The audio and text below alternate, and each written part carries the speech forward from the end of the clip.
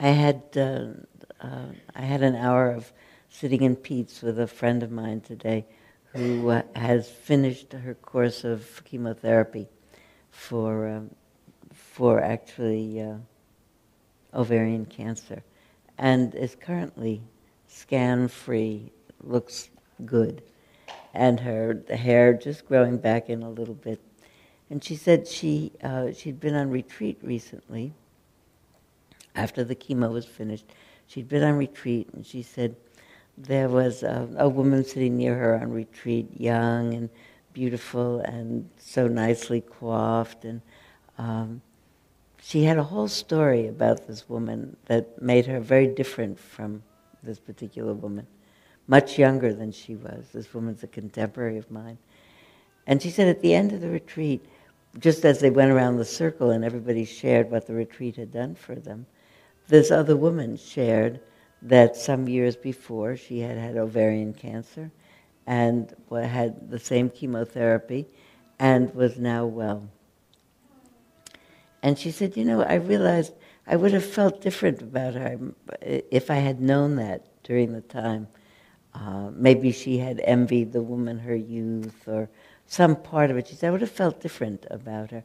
And I thought, what would it be like if we all wore emblems on us, the little signs that said, I have just finished chemotherapy, or my sister has just had another miscarriage, or my father is dying, or whatever it is that happens to people.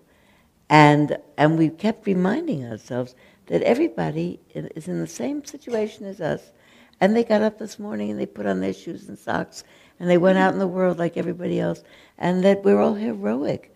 We would start to really be amazed by everybody. We'd be so buoyed up in spirit. Everybody, no matter what, goes out and does a life. Most people. Sometimes people don't. They can't, for whatever reason.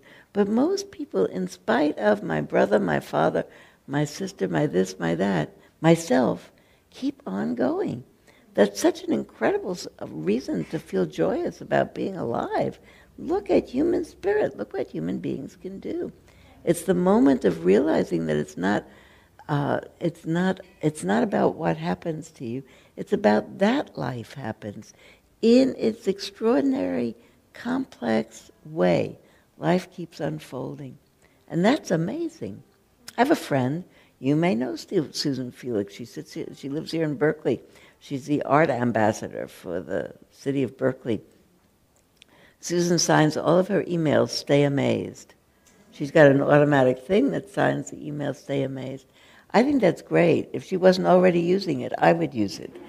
Because I think that that's really the key. You say, wow, not, what's happening to me? Well, wow, look what's happening to everybody. And we keep on. That's an amazing thing.